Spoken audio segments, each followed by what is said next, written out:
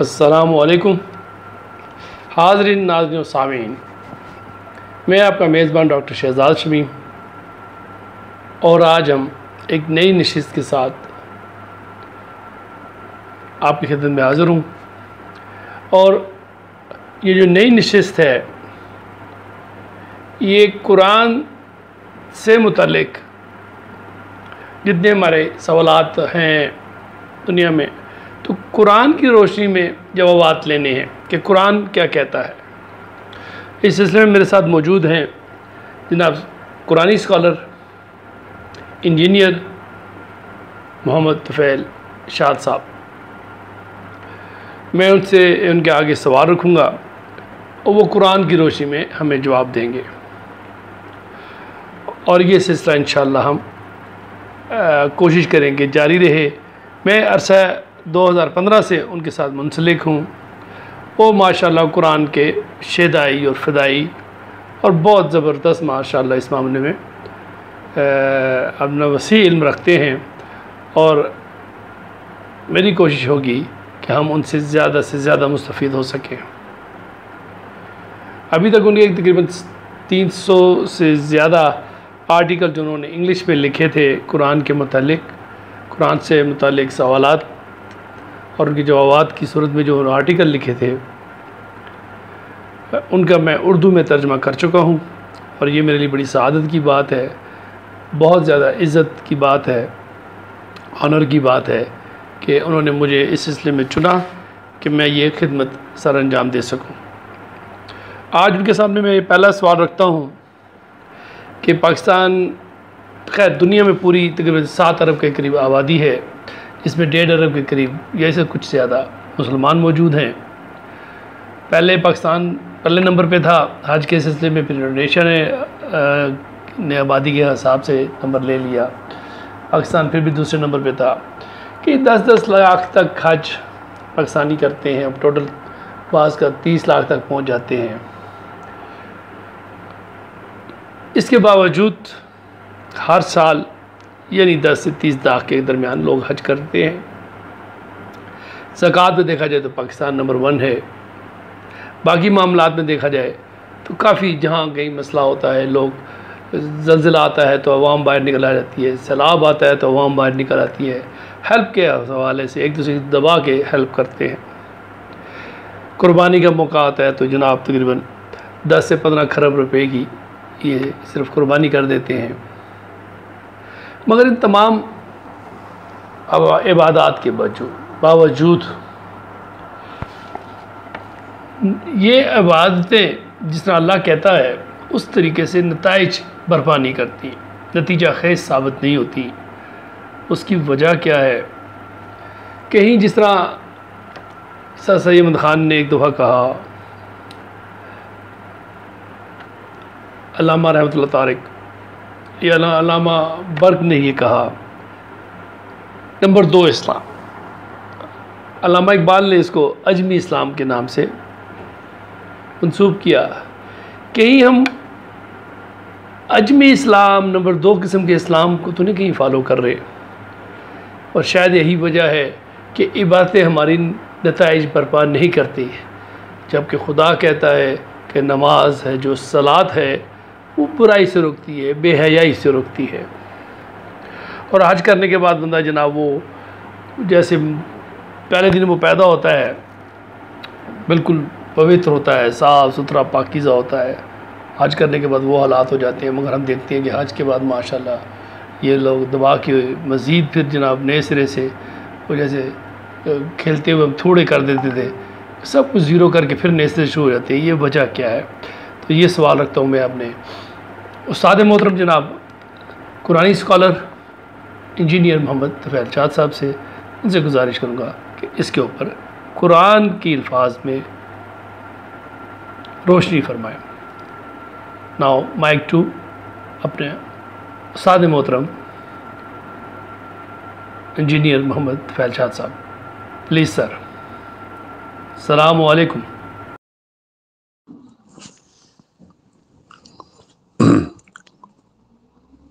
السلام علیکم حاضرین و سامعین، آج 7 جولائی 2022 ہے۔ ڈاکٹر شہزاد شمیم صاحب نے ایک بہت ضروری بڑا امپورٹنٹ سوال کیا ہے۔ میں کوشش کروں گا کہ اس کا صرف اور صرف قرآن کریم کی روشنی میں جواب دوں۔ انہوں نے فرمایا کہ آج کل دنیا کی آبادی جو ہے وہ تقریباً 7 ارب کے قریب ہے۔ اس میں سے 1.5 ارب جو ہے وہ مسلمان ہیں۔ تو ہر سال جو ہے لوگ حج کے لیے بھی جاتے ہیں اور عمرے کے لیے جاتے ہیں۔ رمضان میں مسجدیں بھری ہوئی ہوتی ہیں، عبادات بڑی ہو رہی ہیں، زکوٰۃ میں پاکستان نمبر 1 ہے، اور جب انصاف کی باری آتی ہے تو وہ تقریباً دنیا میں 160ویں نمبر پہ آتا ہے۔ تو حالانکہ محکمہ انصاف کی سہولیات جو ہیں وہ دنیا کے امیر ترین ممالک کے برابر ہیں، تو یہ سارا کچھ ہونے کے باوجود جو نتیجہ ہے نا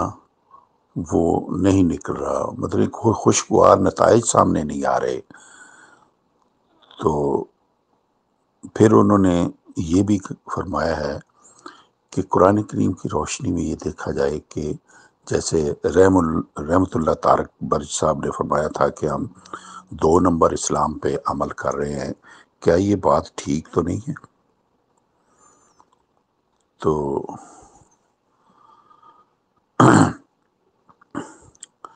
سب سے پہلے میں اس کا جواب یہاں سے میں شروع کرتا ہوں کہ پری پارٹیشن میں جب قائد اعظم محمد علی جناح صاحب سے پوچھا گیا کہ بھائی عنقریب جو ہے پاکستان بننے والا ہے، تو وہاں کون سا قانون جو ہے وہ رائج ہوگا؟ حالانکہ وہ خود بھی قانون دان تھے، لیکن انہوں نے کوئی قانون لکھ کے قوم کو نہیں دیا، اور انہوں نے یہی فرمایا کہ پاکستان میں وہ قانون نافذ ہوگا جو آج سے 1400 سال پہلے جو ہے وہ دیا گیا تھا، رائج ہوا تھا، اللہ تعالیٰ نے وحی کے ذریعے فرمایا تھا، وہی قانون ہمارے ملک میں رائج ہوگا۔ تو ان کا فرمان جو ہے وہ قرآن کریم کے مطابق بالکل صحیح تھا، کیونکہ اللہ تعالیٰ نے قرآن کریم میں یہ فرمایا ہے کہ جب مظلوم لوگوں کو اللہ تعالیٰ موقع دے گا، وہ اللہ تعالیٰ نے 22:41 میں فرمایا ہے کہ الذین ان مکناہم فی الارض اقاموا الصلاۃ وآتوا الزکاۃ وامروا بالمعروف ونہوا عن المنکر وللہ عقبۃ الامور۔ تو وہ مظلوم لوگ جب ان کو کسی دھرتی میں مکین کیا جائے گا، ان کو سورینٹی دی جائے گی، ان کو حکومت دی جائے گی، تو وہ پہلا کام یہ کریں گے کہ وہ اجتماعی نظام جو ہے وہاں نافذ کریں گے، اور جو کمزور افراد ہیں ان کو ان کے قدموں پہ کھڑا کریں گے، اور وہ احکام جاری کریں گے جو اللہ تعالیٰ کے حکم یعنی قرآن کے مطابق ہوں گے، اور جو غیر قرآنی ہیں چیزیں ہیں ان سے وہ منع کریں گے۔ تو الٹیمیٹلی یہ ہے کہ اللہ تعالیٰ کا قانون جو ہے اس میں للہ ہے، وہ for the welfare of mankind ہوگا۔ لیکن ہم نے دیکھا کہ جب پاکستان بنا تو یہاں جو قانون نافذ ہوا اس میں آ کے ہمارے علماء حضرات جو کہ مجھے سمجھ آئی ہے، کیونکہ میری عمر بھی پاکستان کی عمر کے برابر ہے۔ 22 علماء جو ہے وہ انہوں نے جب ان سے پوچھا گیا کہ بھائی آپ کی جو رائے ہے کہ پاکستان میں کون سا قانون جو نافذ ہونا چاہیے، تو انہوں نے یہ فرمایا کہ پاکستان میں قرآن و سنت کے مطابق جو بھی آئین ہوگا وہ نافذ ہوگا۔ یہ لفظ انہوں نے ایجاد کیا، جبکہ قرآن کریم میں قرآن و سنت کا کوئی لفظ نہیں ہے۔ اس لیے انہوں نے ایجاد کیا کہ قرآنی آئین تو ہے، لیکن سنت کے پیچھے تمام فرقے جو ہیں وہ چھپ گئے، وہ سنی ہو، وابی ہو، شیعہ ہو، یا کوئی بھی تھا، وہ اس سنت کے پیچھے جو ہے چھپ گئے، اور سب کو یہ قابل قبول ہو گیا کہ پاکستان میں آئین جو ہے وہ قرآن و سنت کے مطابق نافذ ہوگا۔ اس طرح جو تفرقہ بازی تھی اس کو ہوا مل گئی، اس کو اجازت مل گئی، اور یوں ہم یہ جو مولوی حضرات تھے ان کو ایک اجازت مل گئی کہ وہ اپنے اپنے فرقوں کو ملک میں اس کی پرچار کر سکتے ہیں، اور آج تک یہی ہو رہا ہے کہ پاکستان میں جو ہے وہ تفرقہ بازی جو ہے وہ اپنی جگہ ہے، گورنمنٹ کا قانون اپنی جگہ ہے، تو یہ دونوں ساتھ ساتھ چل رہے ہیں۔ یعنی اگر بغور دیکھا جائے تو اس میں ملا، سرمایہ دار، اور جو فرعون ہے یعنی حامان، قارون اور فرعون کی حکومت جو ہے وہ جب سے پاکستان بنا ہے اس کے بعد اس کو کھلی چھٹی مل گئی کہ وہ پاکستان میں فرعونیت جو ہے وہ راج کرے گی۔ تو جہاں تک آپ کے سوال کا تعلق ہے،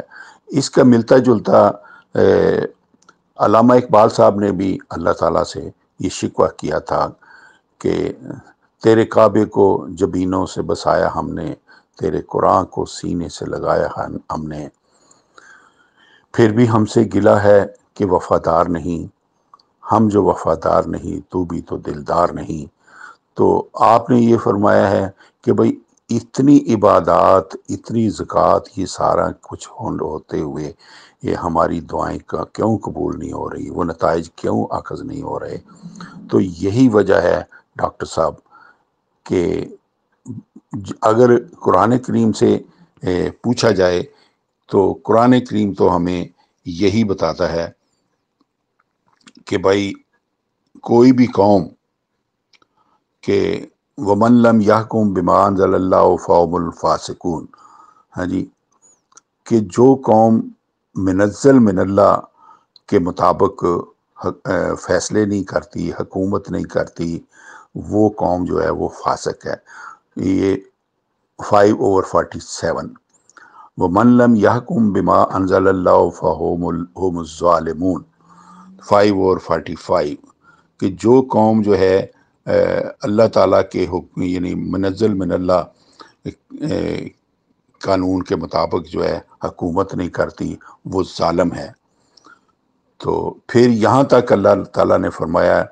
5/44 میں کہ وَمَن لَّمْ يَحْكُم بِمَا أَنزَلَ اللَّهُ فَهُمُ الْكَافِرُونَ، کہ جو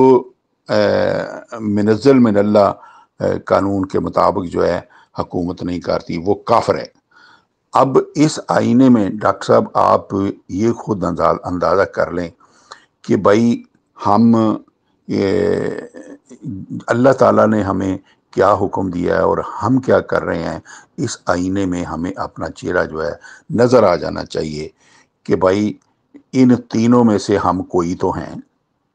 ہم ٹھیک ہے، ہمارا نام جو ہے ہم نے اپنے آپ کو مسلمان سمجھا ہے،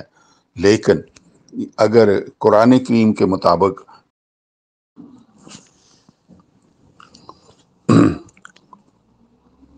السلام علیکم حاضرین و سامعین، آج 7 جولائی 2022 ہے، ڈاکٹر شہزاد شمیم صاحب نے ایک بہت ضروری بڑا امپورٹنٹ سوال کیا ہے. میں کوشش کروں گا کہ اس کا صرف اور صرف قرآن کریم کی روشنی میں جواب دوں. انہوں نے فرمایا کہ آج کل دنیا کی آبادی جو ہے وہ تقریباً 7 ارب کے قریب ہے. اس میں سے 1.5 ارب جو ہے وہ مسلمان ہیں.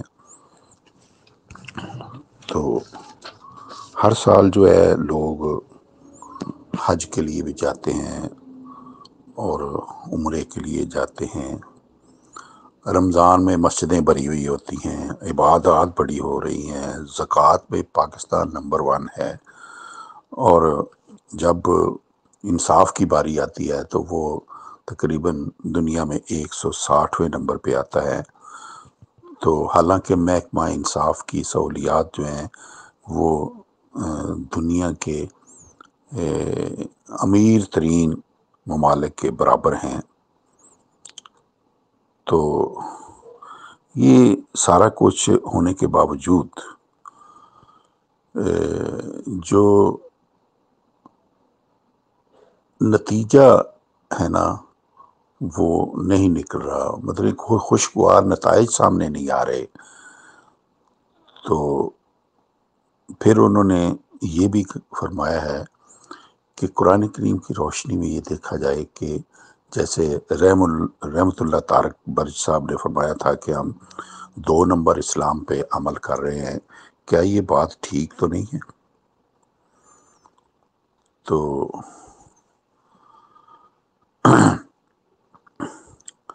سب سے پہلے میں اس کا جواب یہاں سے میں شروع کرتا ہوں کہ پری پارٹیشن میں جب قائد اعظم محمد علی جناح صاحب سے پوچھا گیا کہ بھائی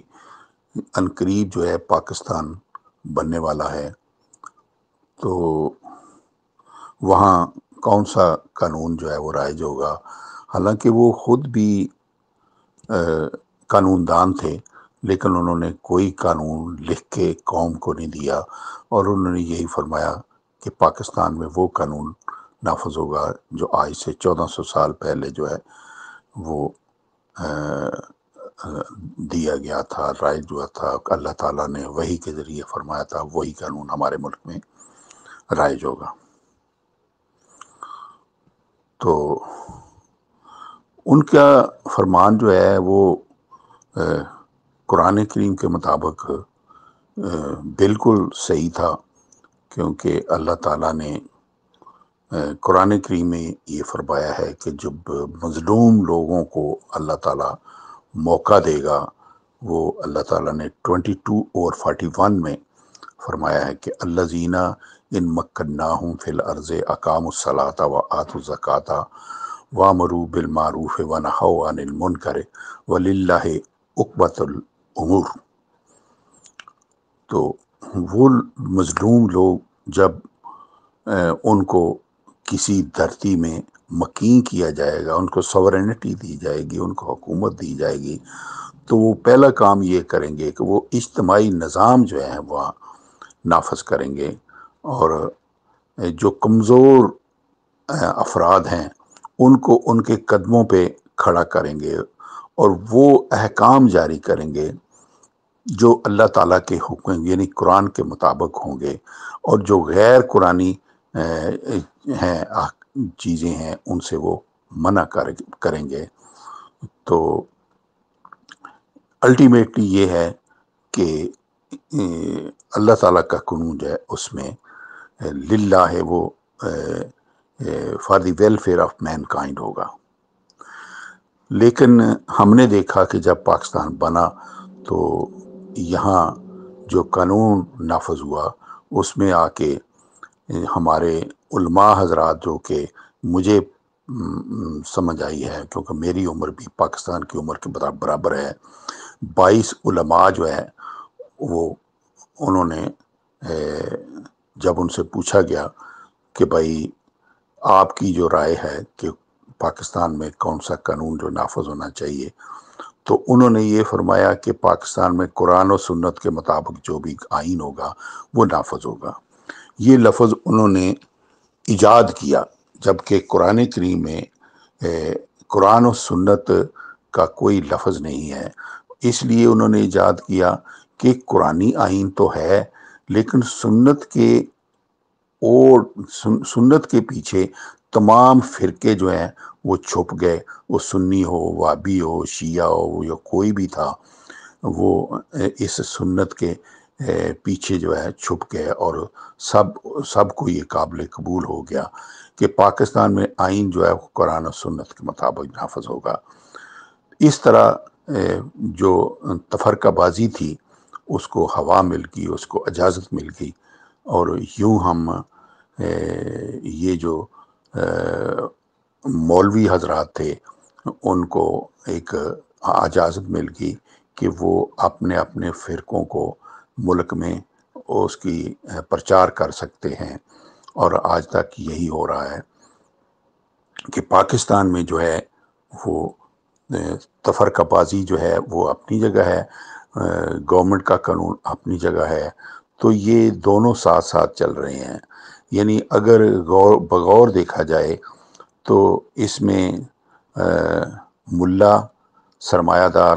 اور جو فرعون ہے یعنی حامان، قارون اور فرعون کی حکومت جو ہے وہ جب سے پاکستان بنا ہے اس کے بعد اس کو کھلی چھٹی مل گئی کہ وہ پاکستان میں فرعونیت جو ہے وہ راج کرے گی۔ تو جہاں تک آپ کے سوال کا تعلق ہے، اس کا ملتا جلتا علامہ اقبال صاحب نے بھی اللہ تعالیٰ سے یہ شکوہ کیا تھا کہ تیرے کعبے کو جبینوں سے بسایا ہم نے، تیرے قرآن کو سینے سے لگایا ہم نے، پھر بھی ہم سے گلہ ہے کہ وفادار نہیں، ہم جو وفادار نہیں تو بھی تو دلدار نہیں۔ تو آپ نے یہ فرمایا ہے کہ بھئی اتنی عبادات، اتنی زکوٰۃ، یہ سارا کچھ ہوتے ہوئے یہ ہماری دعائیں کا کیوں قبول نہیں ہو رہی، وہ نتائج کیوں اخذ نہیں ہو رہے؟ تو یہی وجہ ہے ڈاکٹر صاحب کہ اگر قرآن کریم سے پوچھا جائے تو قرآن کریم تو ہمیں یہی بتاتا ہے کہ بھائی کوئی بھی قوم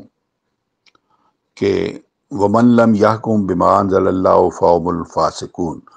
ہاں جی، کہ جو قوم منزل من اللہ کے مطابق فیصلے نہیں کرتی، حکومت نہیں کرتی، وہ قوم جو ہے وہ فاسق ہے۔ یہ 5/47۔ وَمَن لَّمْ يَحْكُم بِمَا أَنزَلَ اللَّهُ فَهُمُ الظَّالِمُونَ 5/45، کہ جو قوم جو ہے اللہ تعالیٰ کے حکم یعنی منزل من اللہ قانون کے مطابق جو ہے حکومت نہیں کرتی وہ ظالم ہے۔ تو پھر یہاں تک اللہ تعالیٰ نے فرمایا